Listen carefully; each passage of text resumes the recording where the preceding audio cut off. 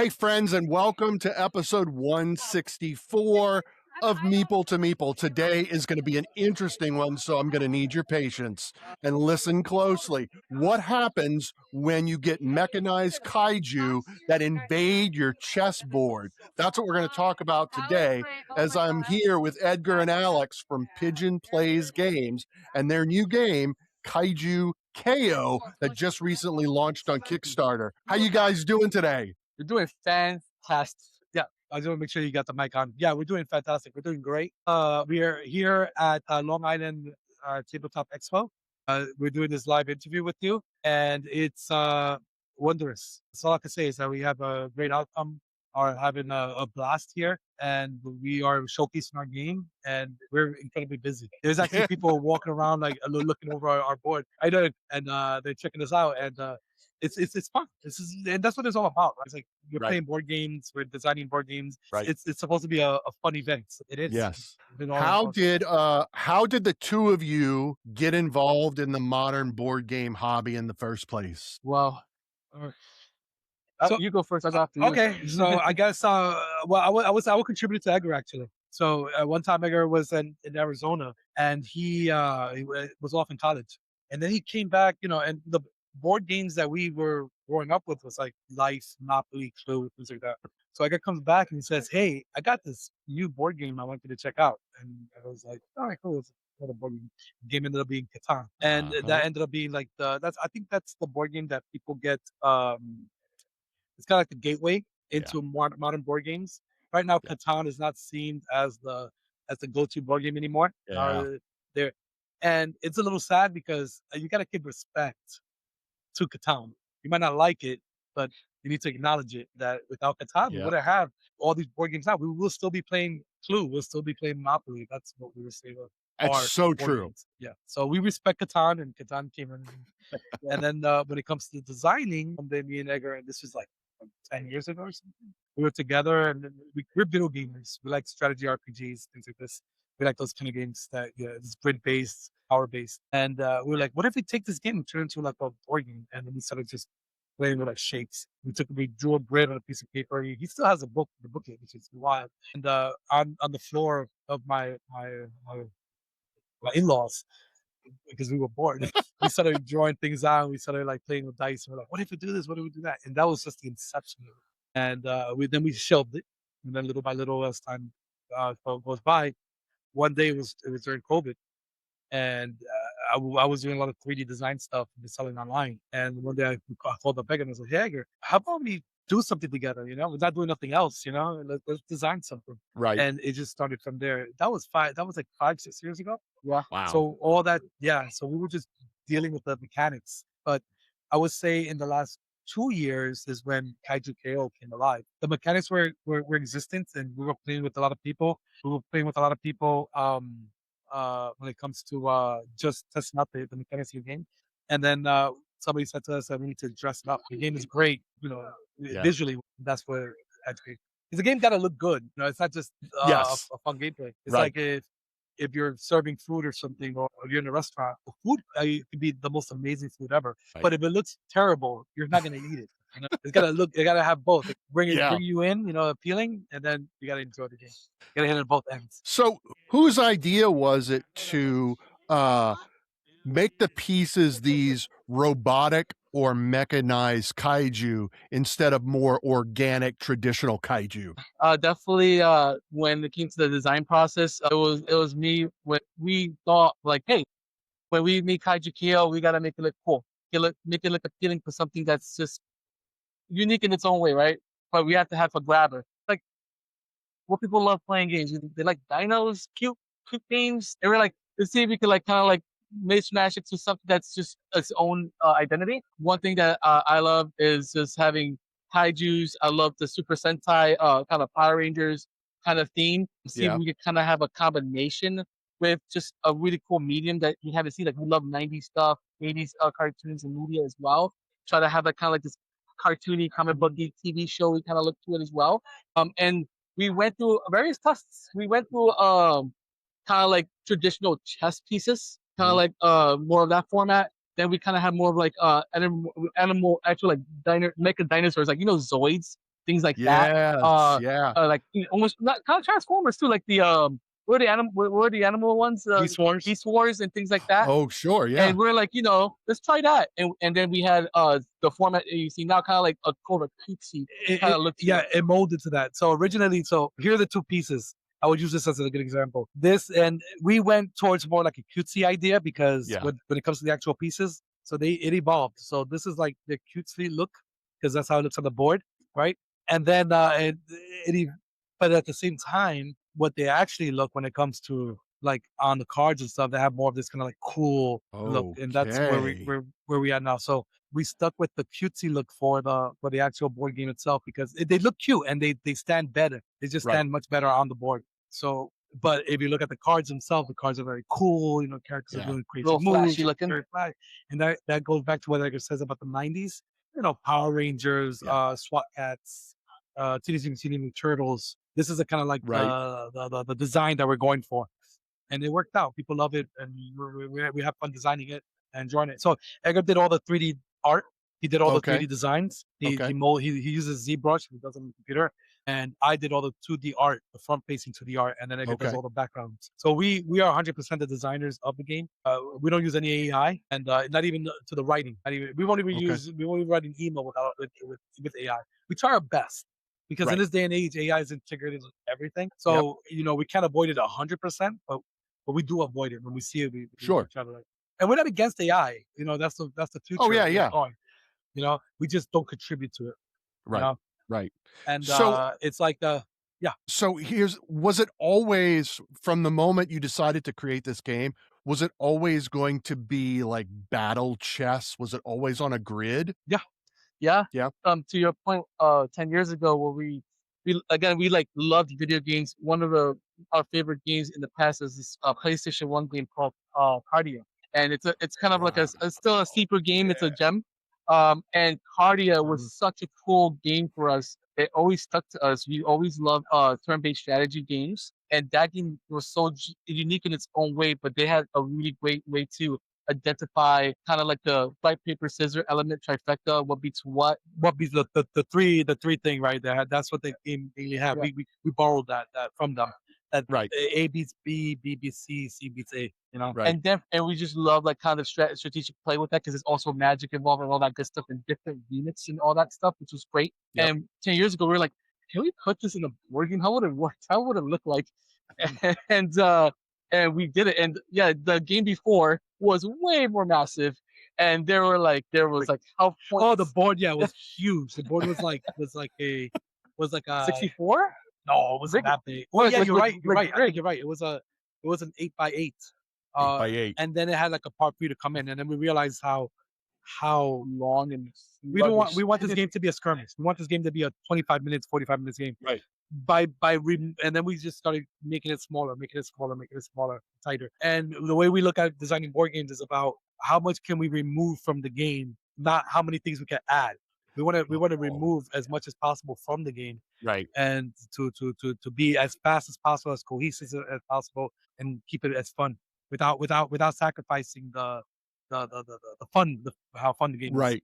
Hey, so talk to me about incorporating from a design standpoint, because you've got the 2 decks of cards for the artifacts, the passive and the active decks. Talk to me about how you incorporated the cards into the battle grid game itself. Okay. The card play into the battle grid itself. Yeah. So, can I say? Yeah. No, definitely. So, we wanted to add some more elements to the game, not just you have your pieces and you jump and you use dice and you fight. We wanted to add another element to the game, and the way we looked at it is kind of like imagine this drop pod coming from the sky that lands on the board. That lands from the sky, and then we all have to go and chase it. Right? We have to who gets to it first. So instead of just drawing cards, we wanted to add a mechanic to even getting cards, and that's where the artifacts come in. So you roll 2 dice and the active coordinates, and it drops to the ground. Then you have to go and race for it, and that's how you draw cards. Really inspired by the video game. Yeah, or worms, like a random thing coming in. We have to go and chase it, and then when you get the artifact, then you draw the cards from that. And then that's where the card play comes into. It's like, we this ability is available to everybody. We got to go run to it. Then you get it, And now we have things that can adjust, your powers. You can adjust your movement. You could fly across the board. You could jump over pieces. You could flip Right. dice. So it was a huge factor once we added cards into the game. It was necessary to How add did so you much to the make game. how did you make the decision when you're moving on the board and you land on the artifact and you draw the card, instead of just drawing a card and keeping it, you draw 2 cards and you have a decision to make, whether Right. to keep it and give the other one to your opponent, which can be a calculated risk, or discard both of them. How did you come Right. up with that structural mechanic for the cards? We wanted there while we were playtesting the game itself. There were times when the game was too once like the artifacts on land, it was always one sided. It might Right. just land on one side. So there was definitely a part that it was overwhelming on one side. And then we realized that just because your opponent gets a card doesn't mean that they will have the advantage that they're going to win, right? But it would change elements of how you play the game. The advantage is that you get a card, and then you give the card that you reject to your opponent. So you get first pick. They don't know what you have, but you know what they have, and that's the advantage. And you're supposed to use it in the sense of maybe you might bait them, or you might be tricking them or something in the sense of like but we don't know what they'll currently have in their hands. You Right. could combine the cards that whatever that you might give them that special card that you would think you got this kind of like secret plan, and then you give them that card that they've been waiting for. Now they gotta, and you gotta get creative. You gotta come up with new strategies based on what you get. And you gotta work with it. We wanted to make sure that it doesn't get one sided. We want to make sure everybody gets fun because even though Right. as much as it's like it is a skirmish game that it's a one on one and it is kind of we didn't want it to be too serious. We want everybody to get something. We want everybody to play something. Everybody thinking, even on my turn, you're gonna get something. Even on my turn, you're gonna do something. You got to make a Mm. decision. Yeah. I would say more the sense we want to have a balance of like we want it to be balanced in a way that's equal when it comes to the thinking part of the mechanics and aspect of the game. So if we want to reward the player, like getting the artifacts, and give it a little, almost a slight advantage of knowing what the cards are and give it to your opponent. But the great thing is that you're both actively thinking when you do that. There's a balance of actually sharing that time to think. When you give someone, your opponent, your card, they're Right. developing their own strategies while you are. And the Yeah. beautiful chaos to that is you don't know what you're giving them, and you're giving them that extra piece of that combo. They're looking forward to just That might complete what they're. completely There's change the game. something interesting that happens is when me and Edgar play, or when we play with other people, when they give me when they pick up an artifact and they get that choice to give 2 cards, and then they give me an amazing card, I am scared. I'm like, why did you give me this amazing card? What do you have? And like, are you gonna trick me? Like, because Oh, there yeah. are some cards are way stronger than others, but we never like there's no overpower cards that. Right. But there are some cards that you want. Like you want to get the card that has an extra dice. You want to have cards that could counter a dice, or you want to have a card that negates things. So when you get a Right. card like that, that's really really good. You wonder why, and that's the Right. fun It's part. like It is a it's puzzle. like when you get a Yeah. piece of that extra card, these combos start to talk to each other when it comes to there's 2 decks, right? You have immediate cards that you play immediately and you burn them, and you have your passive equipments that you have on Yeah. your side of the table, which are I additive like buffs, equipment. Yeah. and you essentially Yep. have your own builds that are it's completely different from your opponent's. So those cards that you get is just an augment to that puzzle. That you could do Yeah. a really Yeah, that is something fun. And when you start the game, you're even. You have nothing, right? You got 6 Right. pieces on one side, 6 pieces on the other side, and you guys are Exactly. in the same place. By let's say the end game, and you guys each have like 1 or 2 pieces left, but you got all these passives on the table, and you have you got like a few cards in your hand. The way you're playing the game, the way your characters move, don't move the Mhm. same way as your opponent anymore. Right. You guys are playing Right. 2 different games now. That's By the true. end, which is That which is is fun. very true. That's where, and every time, and it's a very small deck. It's 10 passives, 20 immediates. You'll be Yeah. it's amazing how many things you could do with such a small deck. We're still Yep. figuring out strategies that happen. Things that when we play now, if you look at our playthrough, there were 2 things that never happened before in the games. there's some cool stuff. We try to say PG and not curse when in the video, as we Yep. do. Yep. I had to like edit some parts out. If you see like a cut I was probably cursing my brother. So, Mike, Yeah. this question is for both of you. You can answer it in any order. What was your absolutely favorite thing about this entire experience so far, from the concept to where you are today? What was your favorite part of this whole journey? I have a weird new mix now. Before was just taking the time and designing a game that the evolving process of where it began and where it is now, and Yeah. then the amount of love and effort we put in fine tuning this setup of the game. I love just play testing it with my brother, constantly playing it, and us just kind of using our personality just and our love into that game, and we balanced it in a way that it just felt very personalized, and we put a lot of effort into that. But now, what I'm getting now, as we were play testing with other people, and especially in this convention and recently, people playing our game and everything clicking the way it clicked for us is giving me a pretty amazing emotional experience of like, wow, like this is real, like this works, this game is working.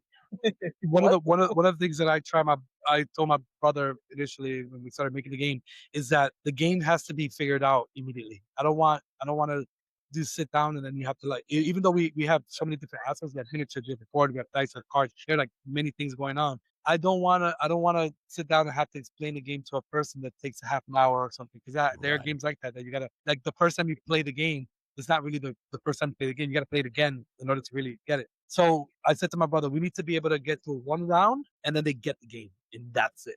And we accomplished that. Yeah. And during this convention proved it because we need to respect our customer. We need to respect the way that they're board gamers. If they know board games, they'll be able to pick this up immediately. And they were. Today proved Yeah. that this coming to prove it. So when it comes to what I love about this process or what I've learned, it's the community actually. Yeah. First, I would not continue building this if it wasn't for the people that we met along the way. Yeah. This industry it's incredibly it's different than any other industry. Say lecture. Yeah, I've been in manufacturing, I've been in fashion, I've done kitchen design, I've done 3D work. Um, it's the only industry that your competitors are your friends. You know, like your other board game designers. Right. Just think about it. Think about it. The game is not even published. It's not even out yet. We're starting to keep started. Look at our game. Look at our rules. Look at everything of how we made the game. It's all Right. yours. Look at it. Play it on Tabletopia. Play it on Tabletop Simulator. It's all there. You don't do that when a new product comes out for any other industry. You just give up Sure. all the secrets. Right. In the board game industry, you do. In the board game industry, you go to your other board game designer and say, "Hey, look at my game. Look at my art. What do you think?" You know, Yeah. and it's the only industry that you can do it with, and we love it. We know I we know equal influencers, board gamers, and board game designers. We all share information. Yeah. It's I awesome. think I love that. I think there's a philosophy that maybe a lot of people don't realize, maybe people do realize, it just depends. I think that the industry gets stronger if they support one another, right? So, Absolutely. like, while I'm not a game designer, but if I were a game designer, by helping you make your game stronger, it's going to help me make my next game stronger, and it just kind of it feeds on it, right? I think that's very true. Um, so now I ask this same question of every designer that I interview, so I will ask you as well. How easy was it for you to be vulnerable to open up your game to play testers and criticism from people who are seeing it for the first time? I say right in the beginning, it is the most intimidating part, just to like put on the table for the first time because it's the design the mechanic wise is not as difficult as the visuals. When somebody sits down and they play test your game, they're as much as they understand that it's unfinished, they're turned off by the fact that it's a piece of paper with words on it. You know, there's no art Yeah. or nothing on it. Putting a theme to a board game adds a lot to the understanding of what you're trying to accomplish. You know, like here they're two. You know, there's a versus. You know, Kaiju KO. It's very clear. You know, Kaiju knockout. They're trying to beat each other. But when you're playtesting a brand new game that doesn't have any, as we started putting visuals to the game, it got a lot easier. That's the biggest funny thing about it. You know, once they started getting fleshed out, we started having actual minis and things. People start getting a little bit more acceptance in Yeah. how the game works. From our experience, I would say how vulnerable. It was almost like backwards. Like the biggest enemy was the biggest critics were ourselves. But we still We feel were like, so like, to be honest, like we felt like super shy, super scared to just show our game. We felt like it's either not good enough or it's not ready, or like the feedback is gonna be like pretty harsh because it's the board game community felt the game designs or the games are so saturated. Like our games competing with all these other cool games. Like we felt super shy and scared. And this year it was a transformation from how we had to get out of our shells to be confident and believe in our game and to show it and be proud of what we have, because everybody else wanted to play and try our game. And we're like, we were the ones that we're like, it's not ready. We're like, oh, super shy. I think it's like we're both, over it. yeah, we're both super introverts. So somebody said, yeah, everybody's introverts in the board game community. But I was like, yeah, I guess you're right. But yeah, we're all like kind of this, all the kind of saying to share that we all want to share this love we have for the community. And once we were more open to, we had really good support from around, especially this convention and tabletop, Long Island Tabletop Gaming Expo. This place, there's amazing people that pushed us and rooted us to just get it out there and show it and play with people. And that really gave us the momentum of really believing of the momentum of Kaiju KO and go forward. Yeah, I like I said, I think it had right when we started doing the artwork and people started liking the artwork, it got a lot easier. You know, people just like people visually. They like the game. They might not, they might not be into dice chucking. You know, when it comes to like dice thrones and stuff like that, but they love looking at it. They love holding the pieces, and that makes it easier. You know, it's like a lubrication to like to into the game. You know, start with the minis. Right. Start with the minis. Yeah. Yep. Yeah, Super cute. absolutely. Like, great. All right, let's try it out. Yeah. Well, I know you guys got a line of people at your booth right now. They want to play your game. Yeah, so, there's people walking by and they're like, exactly. So tell all my listeners about your Kickstarter, where they can find Kaiju KO, how they can back it, where they can find you. Right. So Kaiju KO can be found on Kickstarter, named Kaiju KO. We are currently funded. We are looking for more pledgers. We're going to be delivering December. The game is completed. We're going to just have to do maybe a little bit fixes here on the book, on the manual itself when it comes to like, and we are, right to the end of production, we still continue getting feedback from people. You know, mechanic wise, the game is done. Design wise, the game is done. And yeah, that's where you can find us. Find us at Kaiju KO on Instagram. And we have a decent following. Come stop by to talk to us. And just we're here. We're truly transparent. To find our game on Kickstarter, just Kaiju KO. And find us on Discord, Instagram. Yeah, we're very open. We're very happy. We love talking to the community, and we love talking to the board. Oh, and one more thing I forgot to say. I'm sorry, I forgot to say this. I want to throw it out there. We know how hard it is for designers to show their game. We encourage other designers when we meet them, even brand new. We will play your game. We want to sit down and play your game. We know how hard it is, so we are open to say, "Hey, oh, you got a game? Let's play." And they're always a little bit like hesitant to shout this, because it's hard to get anybody to even sit down right into the very first. So we want to break that for them and give them a little bit of like a cheering, Don't be shy. Let's play your game. Try not to be shy. Don't be shy. Don't be shy. I love it. You heard it. Alex and Edgar said, don't be shy. So get your game out there. Guys, thank you so much for joining me. Enjoy the rest of your expo.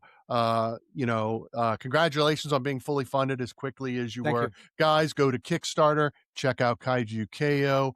As always, be kind to each other. And let's play more games. Let's go. Let's play.